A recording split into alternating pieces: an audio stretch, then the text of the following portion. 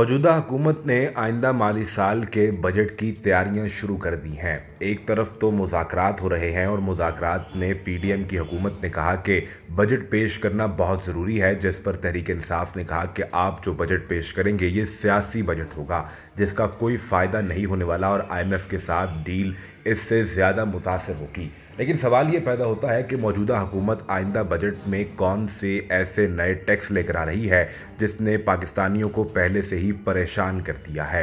यानी महंगाई की चक्की में पिसे हुए और महंगाई का पाउडर बने हुए पाकिस्तानी अवाम के 20 लाख मजीद नए लोगों पर टैक्स आयद किया जा रहा है, जिस पर बहुत से लोग परेशान भी हैं कि मुल्क भर के 20 लाख दुकानदारों पर टैक्स आयद किए जाने का इम्कान है। FBR की जानिब से ऐसे दुकानदारों को एक्टिव टैक्स पेपर लिस्ट में शामिल करने का फैसला किया गया है।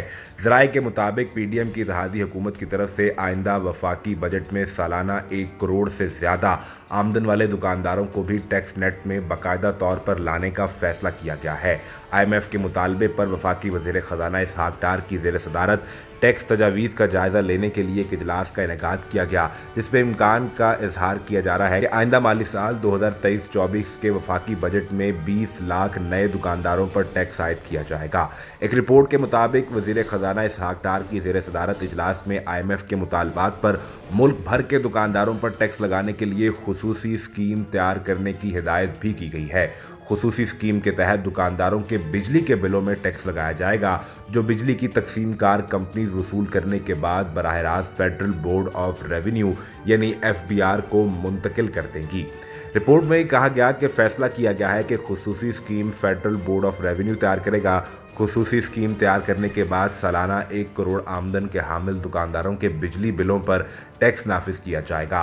FBR की तरफ से ऐसे दुकानदारों को एक्टिव टैक्स पेपर लिस्ट में शामिल करने का फैसला किया गया है।